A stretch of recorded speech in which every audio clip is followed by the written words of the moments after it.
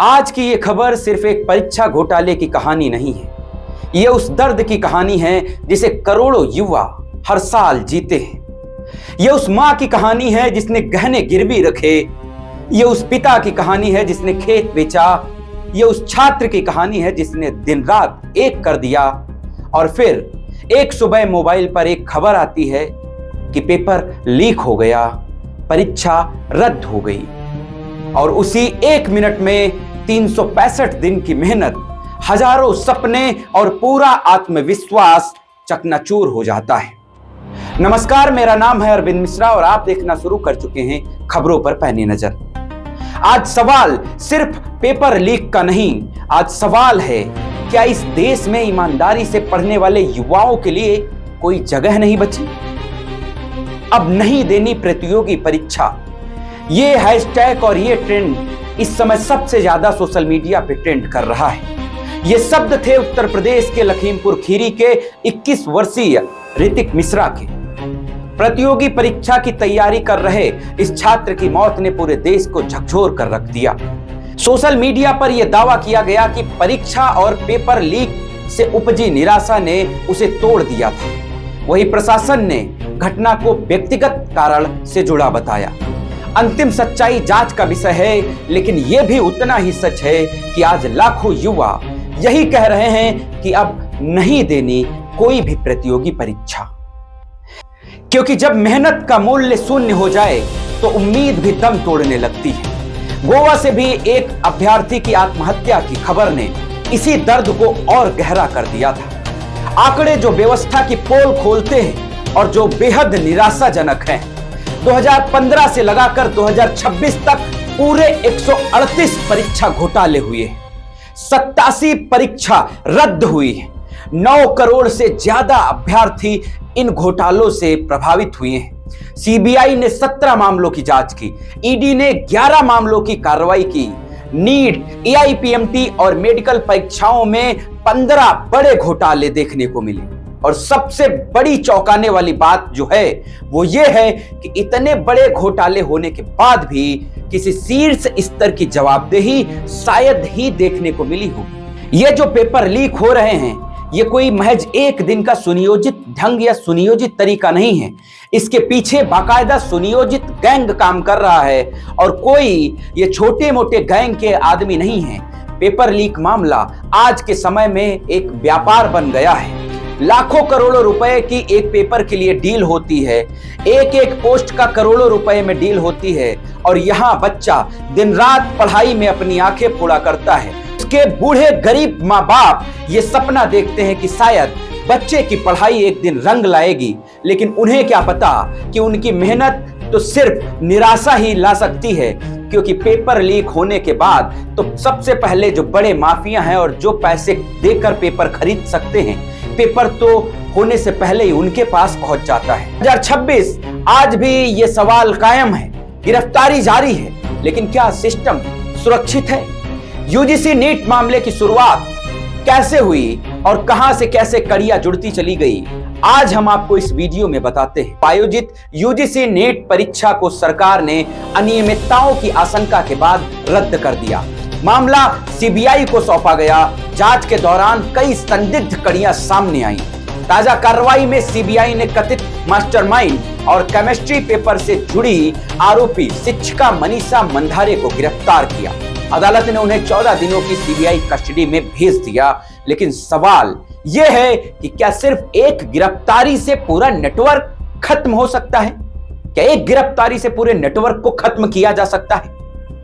कैसे चलता है पेपर लीक का कारोबार? आइए इसको बारीकियों से समझते हैं। यह कोई छोटी मोटी चोरी नहीं है, यह एक सुनियोजित अपराध मॉडल है। इसमें कथित रूप से शामिल हो सकते हैं अंदरूनी सूत्र, प्रिंटिंग चैन से जुड़े कुछ लोग, तकनीकी विशेषज्ञ, कोचिंग नेटवर्क, बिचौलिए, आर्थिक लाभ लेने वाले बड़े लोग।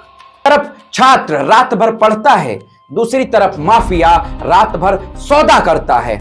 एक तरफ मां भगवान से प्रार्थना करती है, दूसरी तरफ प्रश्न पत्र की बोली लगती है।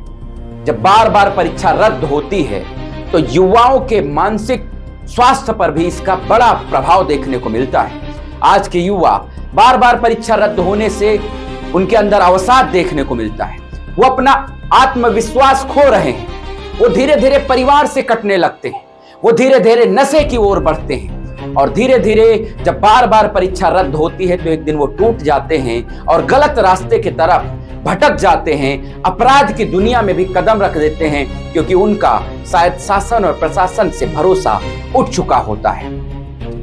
यानी पेपर लीक सिर्फ प्रश्न पत्र नहीं चुराता, ये युवाओं की उम्मीद, मानसिक शांति और भविष्य भी चुरा लेता है। सरकार से सीधा सवाल है कि माननीय प्रधानमंत्री नरेंद्र मोदी जी, आपको कितने ऋतिक हर साल और चाहिए? कितनी परीक्षाएं और रद्द होती रहेंगी? कितने करोड़ छात्रों का भविष्य हर साल दांव पर लगता रहेगा?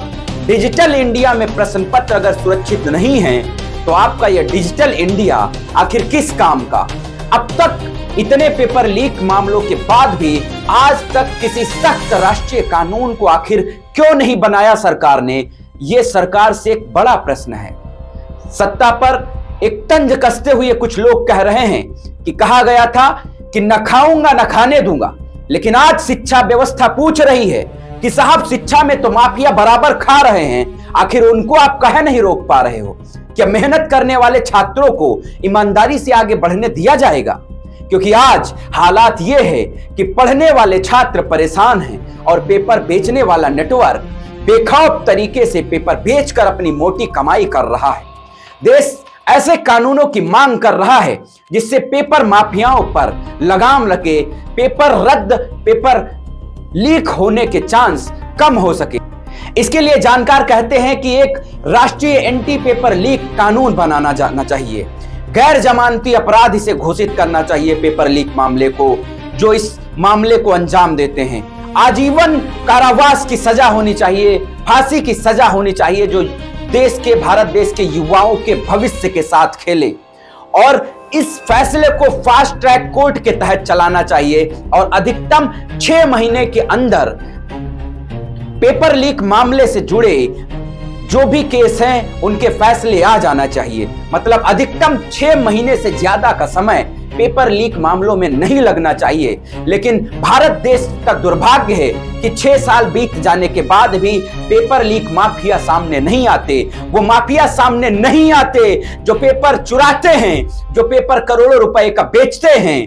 राहुल गांधी ने तंज कसते हुए कहा, विपक्ष के नेता, कांग्रेस के जो एक दिग्गज नेता राहुल गांधी हैं, उन्होंने तंज कसते हुए कहा कि पेपर माफियाओं को कार्रवाई के तहत कुछ टाइम के लिए बिठाया जाता है, उसके बाद एक बड़े पद को देकर उनको फिर से मान सम्मान के लिए एक बड़े पद पर बिठा दिया जाता है और फिर से पेपर लीक कराने के लिए छोड़ दिया जाता है। यह भाजपा सरकार पर एक वो तीखा तंज है जो भाजपा की नाकामी और मायूसी को छिपा नहीं सकती। भाजपा ने जो वादा किया था कि पेपर लीक और देश के युवाओं के साथ किसी भी तरीके का अन्याय या उनके युवाओं के भविष्य के साथ खिलवाड़ नहीं किया जाएगा, लेकिन हालात ये हैं कि लाख वादों के बाद भी आज पेपर लीक मामलों में ठोस कोई भी कार्रवाई नहीं हो रही है। सरकार पर और उच्च अधिकारियों पर जवाबदेही तय होनी चाहिए। परीक्षा एजेंसियों पर भी दंडात्मक कार्रवाई ऐसी करनी चाहिए कि जिंदगी में वो दोबारा कोई भी गलत काम करने से पहले लाख बार सोचे। और जो भी वरिष्ठ अधिकारी हैं उनकी जिम्मेदारियों का दायरा और बढ़ाना चाहिए।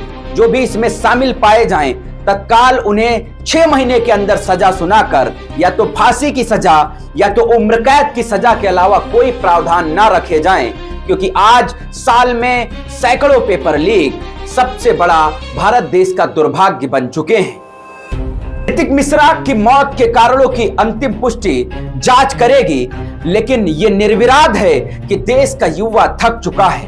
वो पूछ रहा है माननीय नरेंद्र मोदी जी से कि क्या हमारी मेहनत की कोई कीमत नहीं रह गई है? प्रधानमंत्री जी, क्या इस देश में ईमानदारी से सफलता मिल सकती है या सिर्फ पेपर माफिया ही पेपरों को बेचते रहेंगे और अपनी मोटी कमाई करते रहेंगे और मेहनत करने वाला युवा थक हार कर सुसाइड करता रहेगा? या हर परीक्षा से पहले हमें डरना होगा कि पेपर फिर से लीक हो जाएगा?